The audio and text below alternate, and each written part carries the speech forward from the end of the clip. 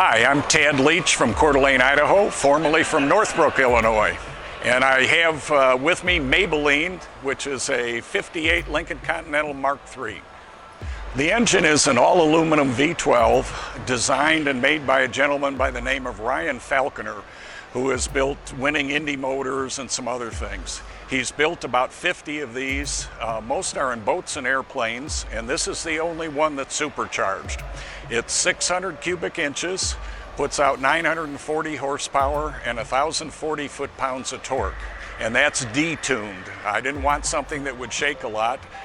He said he could pump it up with the superchargers to about 3,000 horsepower, but I'd never be able to drive it on the street. If you look at the size of this car and the size of that engine compartment, I wanted something that was unique, and so the fact that that truly is a one-off motor and it fits nicely in that engine compartment. As a matter of fact, they actually, even with that big engine compartment, they had to move the firewall back a little bit to get that rascal to fit in there. The body is, I wanted the Restomod look to keep it basically stock, but have all the modern conveniences. One of the big changes was the back fender. The back fender originally was just a flat with a fender skirt, and that was just unacceptable. And Dave Kindig in Salt Lake City was the builder, and he's the visionary. I could tell him what I didn't like, but I couldn't tell him what to do with it. Well, he came up with the idea of starting with front fenders, and he bought a pair of those, and then cut it into about 8 different parts, added some sheet metal, and wound up with this beautiful sculptured back fender. The other big thing was the rear taillights. The original car just had a chintzy stamped tin piece that had a little raised and black painted checkerboard on it. And that was totally unacceptable. So what he did was he replicated the grille on the front, which was called a honeycomb grille, and there is an entire LED panel behind that. And I'll tell you, you can't tell it now, but when that lights up, it really lights up. The paint is actually it's the first car painted in this color. Dutch paint company Akzo Nobel wanted to break into the American market, automobile market. So they had Dave Kindig do a line of colors called Custom Classics, and there was a line of 30-something colors that he did. And they debuted their line at the 2017 SEMA show, and mine was the first color painted in this color, which is called Teal Later. And so my car was prominently displayed at the Akzo Nobel booth, and it's too bad it's not in the sunlight, because it just is a whole different. You can see now, I mean, there's a little of that chameleon effect. It goes from almost a purplish, and every once in a while you can catch just a tinge of green in it. But it is just a fabulous color.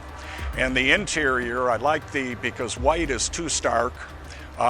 What they did is that is from a Bentley, and for a beer swiller like me, it's great because it's called beer foam, and it's just that kind of mellowish color, matches well with a convertible top, and that was done by Justin Stevens in Salt Lake City, and so he did a really nice job.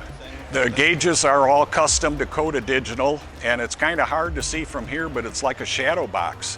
Each individual gauge pops out on its own. You can stick your hand in next to it 4 or 5 inches into that black part. And all of the controls for the suspension, the air suspension and the power windows, are all in the center console. And by the way, this back window does actually operate. That middle window is a power window. Probably like most car guys, I watched all the TV shows, and I like Dave's crew. And you know, you can have somebody who's a good artist, but if you don't have the crew to put it into fruition, you don't have it. And so I like Dave because, as I say, he was that visionary that I could tell him what I didn't like, but I couldn't tell him how to fix it. And his crew is just fabulous. And people always ask me, what are they like? And I said, they're really just like you see them on TV.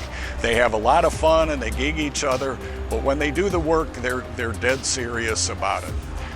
The other thing that Dave did, which I liked, is that the wheels, and those are his trademark wheels, those actually aren't white walls, that's part of the wheel itself.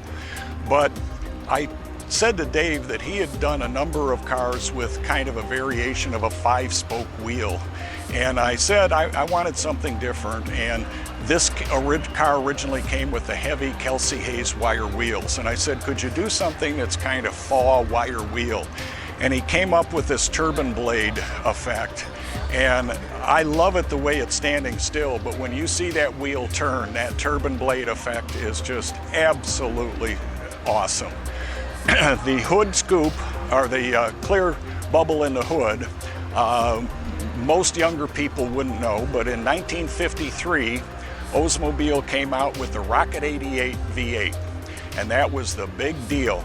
And so they had a dealer-installed option on the Oldsmobile Fiestas, which was their sporty convertible model, and it was a green plexiglass piece that fit in the hood so you could see this new Rocket 88. And so I told Dave, I said, this is the Rocket 88. We need to have something where when the hood's down, you can still see that motor. And he did a great job with it. He did a great job with everything. I'm very pleased with the car. My last car before something happens to me, so had to go all out.